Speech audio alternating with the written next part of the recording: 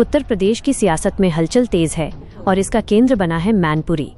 Samajwadi party की सांसद डिंपल यादव आज अचानक मैनपुरी जिला कार्यालय पहुंची, जहां उनके तेवर पहले से कहीं ज्यादा आक्रामक नजर आए। डिंपल यादव ने आगामी 2027 विधानसभा चुनाव के मद्देनजर कार्यकर्ताओं के साथ एक अहम बैठक की और चुनावी रणनीति को धार दी। लेकिन इस बैठक का मुख्य केंद्र रहा एसआईआर प्रक्रिया पर उनका तीखा हमला। सांसद डिंपल यादव ने सीधे तौर पर भाजपा सरकार को आड़े हाथों लेते हुए कहा कि जनता ने हाल के चुनावों में भाजपा को जो कम वोट दिए हैं, ये उसी हार का डर है कि सरकार अब एसआईआर जैसी प्रक्रियाएं थोप रही है। वार सिर्फ स्थानीय मुद्दों तक सीमित नहीं रहा। बजट सत्र पर अपनी राय रखते हुए उन्होंने साफ किया कि इस बजट में मध्यम वर्ग के लिए कुछ भी खास नहीं है। सरकार ने आम आदमी को पूरी तरह निराश किया है। यही नहीं, विवादित फिल्म पंडित को लेकर भी उन्होंने सरकार की मंशा पर सवाल उठाए और जमकर घेराबंदी की। कुल मिलाकर डिंपल यादव का ये दौरा साफ संकेत दे रहा है कि 2027 की जंग के लिए मैनपुरी के रण से बिगुल फूंका जा चुका है। बाकी अपडेट्स के लिए बने रहिए हमारे साथ। सुनिए।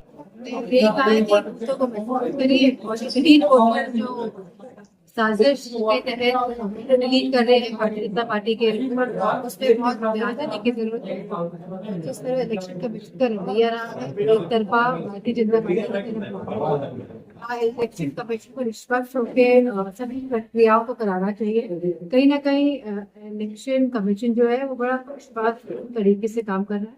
इसीलिए हमने एक मीटिंग बनाई थी और लोगों को नए वोटर्स बनाने के लिए, और जो डिलीटेड वोटर्स हैं और जो वोटर्स आने वाले टाइम पे जो डिलीट करेंगे कि एक मिनट ममता बनर्जी और चुनाव आयोग के खिलाफ महाभियोग लाना चाहती है। समाजवादी पार्टी पूरा सहयोग देंगे। मुझे लगता है पूरा ऑपोजिशन इसका सहयोग देगा, क्योंकि इलेक्शन कमीशन ने बहुत ही भेदभावपूर्ण तरीके से जो एक संवैधानिक ढांचा है हमारे देश का, उसको कहीं ना कहीं क्षति पहुंचाने का काम किया। केंद्रीय बजट पेश हुआ है, उसको लेकर के बजट सेशन चल रहा है और बजट पर चर्चा होगी। मंडे से है चर्चा होने का। और जो बजट है, मैं समझती हूँ बजट में कुछ भी, क्योंकि अभी सरकार वाला चुनाव नहीं था, सरकार बनाने वाला, तो किसी भी तरह का बजट में कोई भी वेलकमिंग डिसीजन नहीं दिखा है सरकार की तरफ से। मध्य वर्ग लोगों के लिए कुछ भी नहीं है, और पूरी टोटालिटी में अगर देखेंगे तो बजट में इस बार के कुछ भी नहीं है। भारतीय जनता पार्टी ने कोई भी ऐसा कार्य नहीं किया है जिससे कि बजट आने की जो खुशी होती है लोगों के बीच में, परिवारों के बीच में, वो दिखाई दे। लेकिन सरकार जो है ना लगातार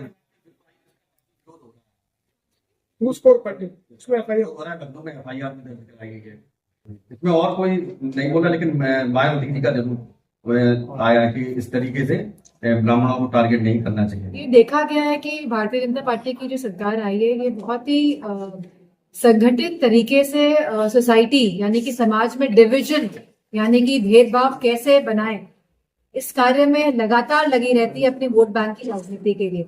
तो कहीं ना कहीं क्योंकि ये इनका शासन, उसमें अगर हम देखेंगे तो डायरेक्टर कौन है, इस पे भी ध्यान देना पड़ेगा। उसके में जो किरदार निभा रहे हैं वो कौन एक्टर्स हैं जो किरदार निभा रहे हैं। तो मैं समझती हूँ इस तरह की वो भी ज्यादातर ब्राह्मण ही है, ये सब देखना पड़ेगा। और इन्हीं के सरकार में ही ऐसी फिल्में क्यों आती हैं, सवाल इस बात पे भी होना चाहिए। मैडम, जिस चाइनीज मांझा चलता है जिससे कई लोगों की जान की पतंग उड़ाने के दरमियान घटना हुआ, उसमें राष्ट्रीय अध्यक्ष अखिलेश यादव ने ट्वीट किया, जो पतंग पीछे के घर पे आके गिरा है उसमें कहीं ना कहीं चीनी मांझा लगता है। अभी 1 घंटे पहले राष्ट्रीय अध्यक्ष ने ट्वीट किया है। ये तो है कि चाइनीज की खाली मांझा जो इतना खतरनाक है, जहाँ पे किसी को भी कभी भी क्षति पहुंच सकती है। हमने देखा कि किस तरह कभी एक युवा की जान गई है, गला था कटा।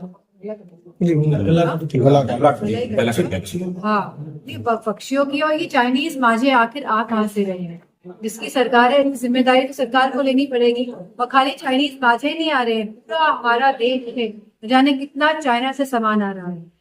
पूरी सरहदें तो खुली है इस तरह के सामान के। और जो अभी ट्रेड डील साइन हुई है यूएसए की, अगर इस पे हम गौर करेंगे तो न जाने कितने हजारों लाखों करोड़ों रुपए की डील साइन हुई है। और जहां पे हम लोग यूएसए से खाद्य पदार्थ का हम लोग आयात करेंगे, और वो भी बिना किसी शुल्क के, कोई जीरो टैरिफ पे। तो मैं समझती हूँ सरकार की रणनीति ही यही है कि हमारे बाजार को, हमारे किसानों को कैसे कमजोर किया जाए और कैसे कॉरपोरेट जगत के लोग पूरे देश में हावी हो। तो मैं समझती हूँ इसी रणनीति के तहत पूरे बाजार यूएसए के लिए आज खोले गए हैं। और जहाँ चाइना के साथ न जाने हम कितने लाखों करोड़ों का आयात करते हैं। जो भारतीय जनता पार्टी के लोग कहते हैं कि सेल्फ सफिशिएंट होना चाहिए, आत्मनिर्भर भारत की बात करते हैं, स्वदेशी की बात करते हैं, आज इन सबको कटघरे में रख के सवाल का जवाब देना चाहिए। तो यूएसए की डील हुई है जहाँ पे न जाने कितने हजारों लाखों करोड़ के कृषि उत्पादक और खाद्य पदार्थ हमारे भारत के मार्केट में आएंगे, वो भी सस्ते दामों में आएंगे। तो हमारा गरीब किसान